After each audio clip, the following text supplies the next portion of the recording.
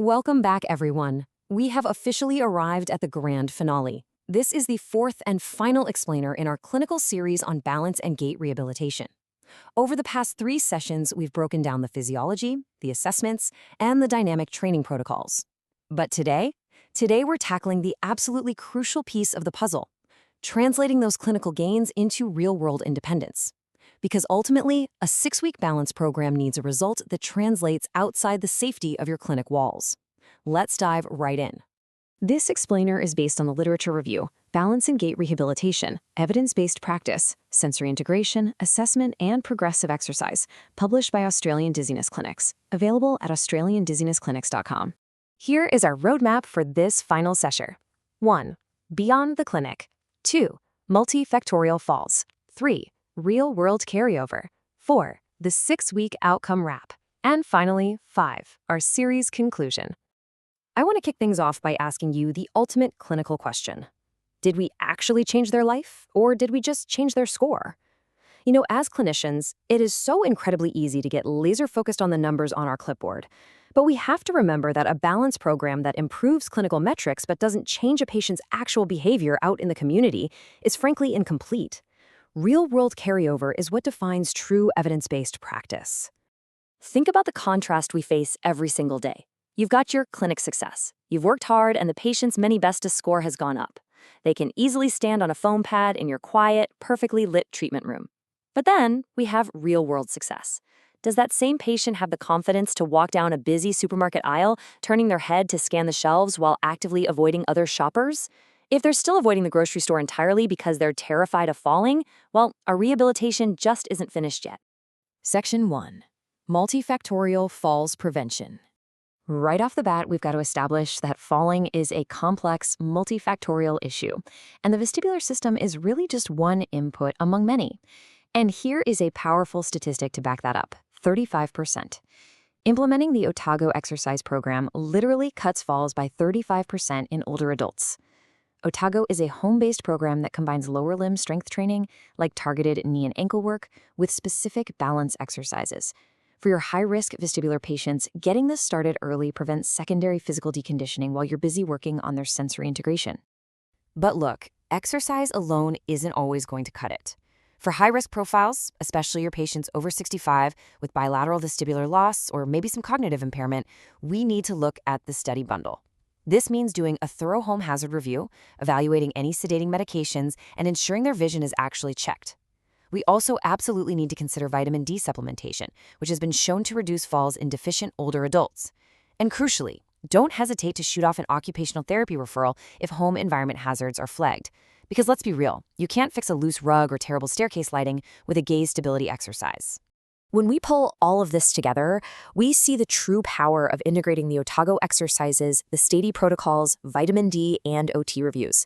Implementing this multifactorial framework directly bridges the gap between what you're doing in the clinic and actual real-world carryover. It essentially builds a protective net around the patient, giving your specific vestibular interventions the best possible chance to succeed the second they walk out your door. Section 2. Real-world community carryover. So once we've established safety and baseline function, how do we translate those foundational gains into unpredictable everyday environments? Simple, we have to practice in the actual environment. A patient might be totally fine in your bright clinic on a nice, firm floor, but what happens on uneven pavement when their proprioception is compromised? Or what about in low light conditions where vision is severely degraded? Or riding an escalator with complex, moving visual fields everywhere?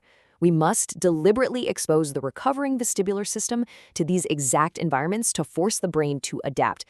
The real key here is understanding dual task carryover. This is all about navigating cognitive motor interference. In a healthy person, the intact vestibular system largely automates balance. You don't even think about it. But vestibular hypofunction requires a massive amount of conscious cognitive attention just to sit upright. When you ask that patient to walk and talk or walk and count backwards by sevens, their gait velocity completely plummets. This interference is a highly sensitive marker for true recovery, and it's a remarkably strong predictor of real-world falls. Because most real-world falls happen during these dual-task activities, our clinic-based training has to mimic that complexity. We start small, right? Simple dual tasks, maybe walking while performing an easy cognitive task. Then we aggressively progress to complex navigation, like walking while actively tracking targets. Eventually, this culminates in the ultimate test, grocery store aisles. Walking, visually scanning complex shelves, making snap decisions, and avoiding those unpredictable shopping carts. Mastering walking while talking in these highly chaotic environments is exactly how we build automaticity back into their nervous system. Section 3. The 6-week outcome round. Now, how do we mathematically and objectively prove the clinical efficacy of this entire program to our referrers and our patients? Back in Session 1, we established our baseline balance assessment battery. You'll probably remember these risk thresholds: a mini best test under 19, a functional gait assessment under 22, an ABC scale under 67%, or a timed up and go over 13.5 seconds. Now, at that critical 4 to 6 week mark, we bring these exact same tests back out for the final discharge assessment. We aren't just crossing our fingers and hoping for any random improvement here.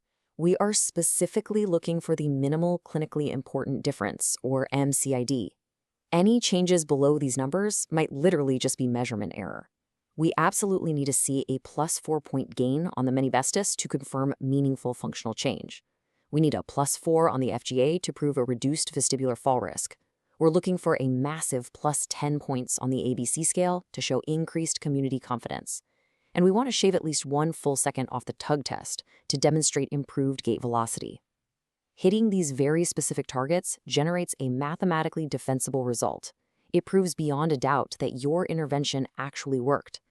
Section 4. Series wrap and conclusion. Let's bring this entire evidence-based methodology full circle. Over these 4 explainers, we've outlined the core pillars of modern assessment-driven vestibular practice. It always starts with sensory weighting optimization. From there, we use progressive exercise prescription to target specific objective deficits. We then must ensure dual task integration to build back that cognitive automaticity. And finally, as we discussed today, we define our ultimate success through real-world carryover. Remember, we don't just treat a faulty vestibular system, we rehabilitate the whole person so they can thrive in their actual environment. For additional resources, including the full literature review, the clinical cheat sheet, audio overviews, and the rest of this explainer series, visit AustralianDizzinessClinics.com. Please subscribe to the channel and leave a rating to support the series. But before you head back to the clinic today, I want to leave you with one final thought. The very next time your patient successfully balances on a foam pad in your perfectly quiet treatment room, stop and ask yourself, are they truly ready for aisle 4 at the busy supermarket?